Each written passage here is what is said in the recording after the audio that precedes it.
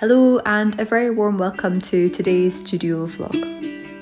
If you're new here, my name is Orla and I'm an artist and an illustrator, and I create work inspired by my love for nature, landscape and the outdoors. Today we have a nice and slow studio vlog. It's going to be a bit of an informal chatty one, and I'm going to be sharing some of my favourite art books with you, my top 3 favourite ones I own. And after that, I'm going to be taking you along with me in the studio, sharing a little bit of the process of creating some client-driven work.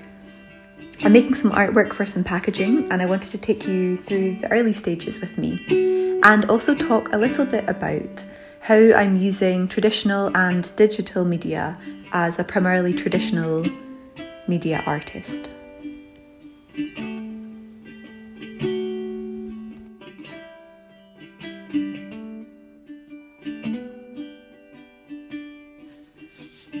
I wanted to show you these 3 books. They're probably 3 of my favourite books, art books that I have.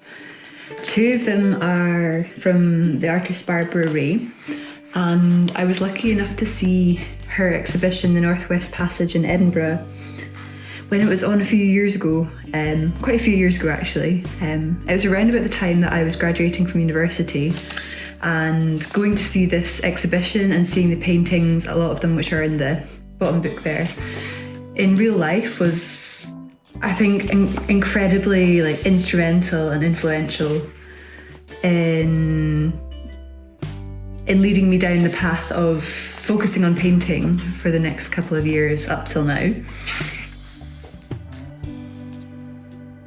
I absolutely adore this book because it feels like you're just getting a peek inside the process, inside the artist's mind a little bit. And I love that she combines the writing, almost like diary entries, alongside the drawings too. There's so many beautiful pages, and I love how loosely she works, and the use of colour as well. I think this exhibition in these books definitely helps cement and almost visualise a path forwards on how you can take a journey or an experience and document it and create a body of work from. This idea of combining travel and land and experience and memories and writing all together. I mean, it's very much how I work myself now, and I think so much of that inspiration, consciously and subconsciously, has come from this one book.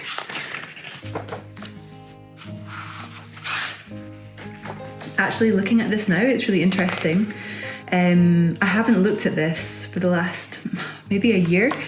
It's been stuck in a box, and taking it out now, I'm looking at the use of colour, and in many of the pages here, you're getting this gorgeous stark contrast between warms and cools, and that's definitely something I've been trying to explore myself in my recent collection of paintings. Definitely an artist to check out if you are looking to work more loosely. So that's her sketchbook one. And here is a book by one of my other favourite abstract landscape painters, David Mankin.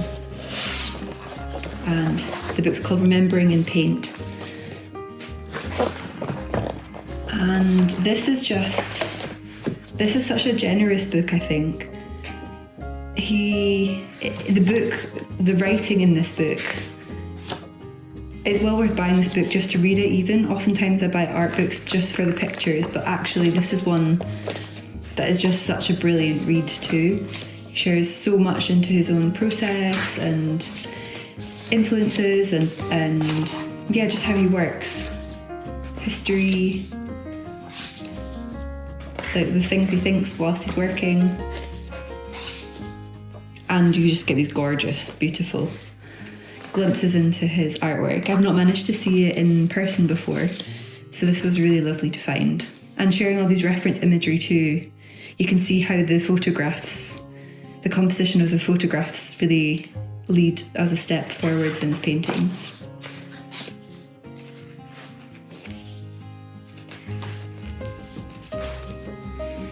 It's also really inspiring how he uses collage as well to inform compositions and develop new ideas.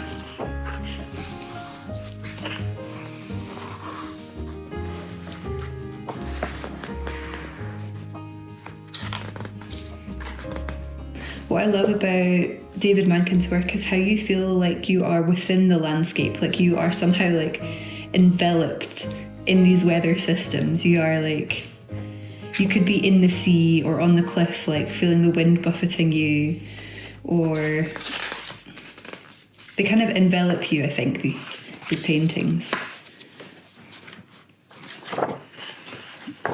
Like it feels like, for me, it feels like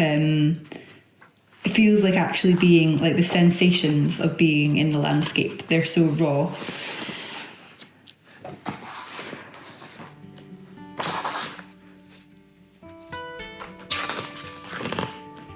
I also find it so inspiring how he blends this kind of like tonal like depth, like pulling you in to the paintings, and they feel so sensitive and then also really solid at points.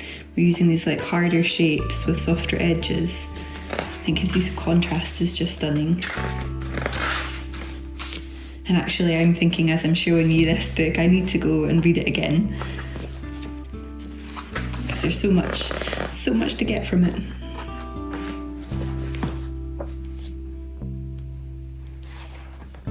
But yeah, there's just hundreds of photographs of his amazing works and glimpses into his process, so I really, really recommend this book. And lastly, but not leastly, is again Barbara Ray, The Northwest Passage. And the beginning of this book gives you glimpses into the story behind the Northwest Passage and what's inspired the paintings and the history.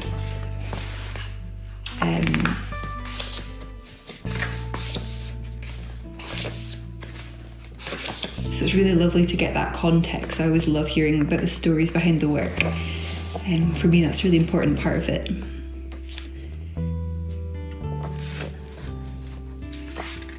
So the exhibition spans paintings and printmakings. There's some monotypes. It's medium paper.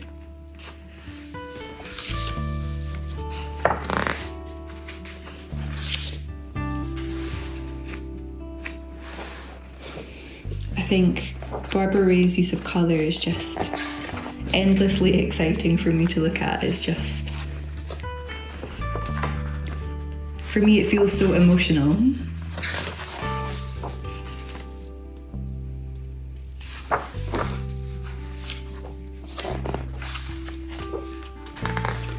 And again, more inspiration from these kind of, this balance, this like dance between abstraction and literal representation. Oh, look at those, oh my goodness.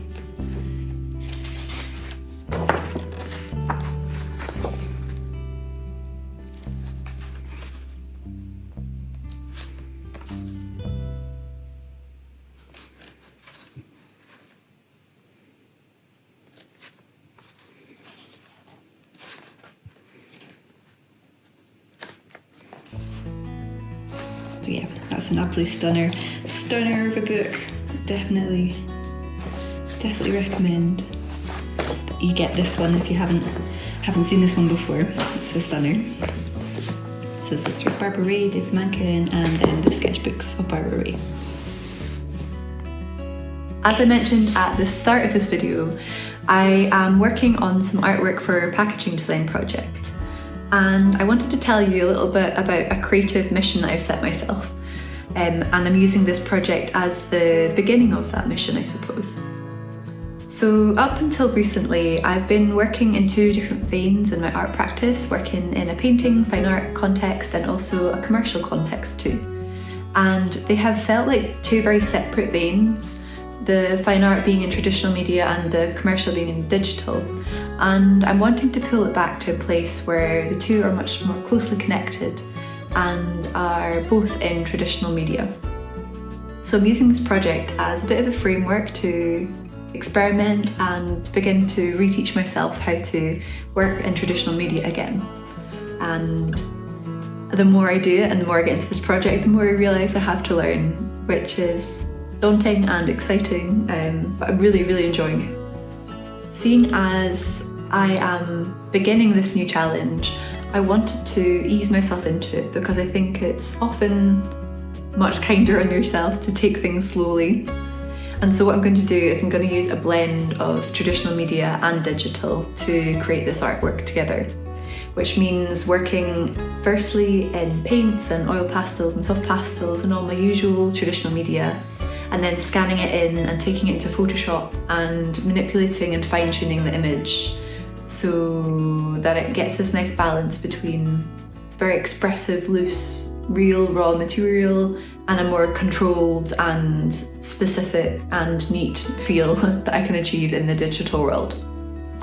So without further ado, I'll show you my first initial sketches that I've done to decide on the composition, scale, everything really, try and make initial decisions. So I do this in super quick black and white line sketch, and I keep these super simple because it means that I can make any edits really quickly that the client would like to see. After I've done that, I took it into colour. This was really, don't judge this one, but this was a materials experimentation and it's a development sketch to try and figure out how I could find a sense of control, a greater sense of control within the media that I use. As a very free, expressive painter, how can I capture that rawness but also find some structure and more precision in my painting style? So that was the first experiment. I did that with the aim of creating everything in the one painting, and as soon as I did it I went, let's make things easier, let's play around with textures, take them into Photoshop and create the artwork slowly that way. I hope one day that I can create what I have in my head fully in traditional media on one piece of paper, but I'm not quite there yet, and this is gonna start to ease me towards getting to there. So instead what I did is I took it back a step and I started to paint out backgrounds in my usual media. Maybe something interesting to say is that this initial sketch was done from a reference photo drawing directly analytically from the image. I then did this drawing from this instead of the reference image so that you're getting kind of one step removed and taking away from the reference image and going more towards memory. You're still getting a bit of analysis in because this is still an analytical sketch.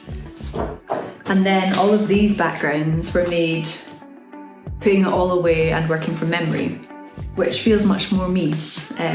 Starting to get these marks and textures and a much greater sense of playfulness too.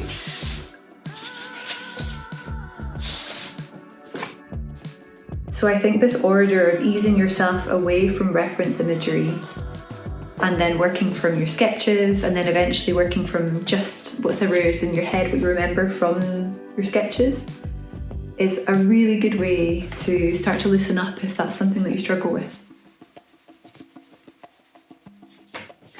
But before I started editing anything in the digital world, I wanted to just see if I could draw this building structure. I wanted to see what it would be like if I drew it directly on top of one of my painted backgrounds in a kind of cutout shape. So instead of having all the roof detail and stuff, what if it was just like a paper cutout, like a flat colour of this shape? So that's what I started out with today.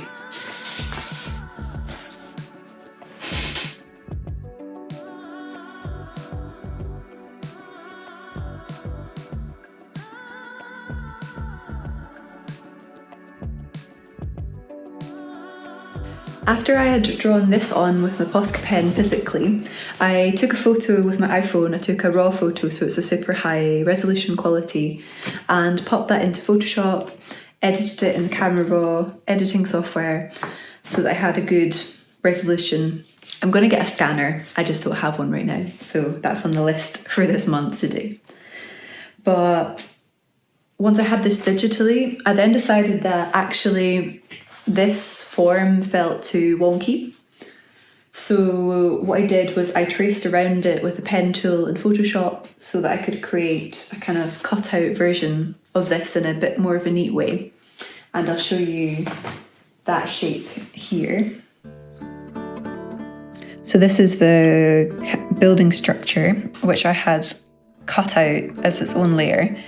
So it feels much more now like a paper cut, like a collage, which I really love. I love using collage anyway.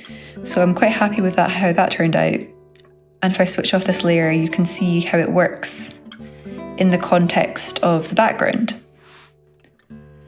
And I actually quite like it like this, but I've been asked to work texture back into this so that it feels like the original colours of the actual building structure, because all of this is based on a very specific place. And so that's what I'm going to do now. I'm going to pull this in to my iPad and I'm going to work into this area, adding in the colours and the details digitally this time, and see how that feels. Currently what you're looking at is a traditional media background which has been edited digitally with colours, and then this is a digital drawing of the traditional media.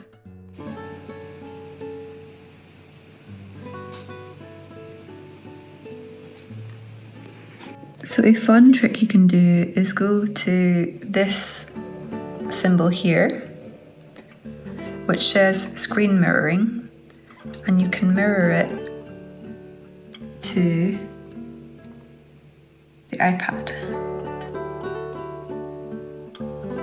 By the end of the studio day, I was feeling so much happier with how the artwork was developing. Ironically enough, I've actually ended up favouring the very first painting that I did, which I really thought wasn't going anywhere, the development sketch. But simply by editing the colours, it really just changed it and brought it to life. And then by adding in the details with digital tools, it really just seemed to bring the whole thing together. I'm not saying that this is the final artwork for this project, but I think we're really getting towards the right direction, and I am very excited to share whatever the final may be with you in the future. Rather than just sitting at home sending emails all day.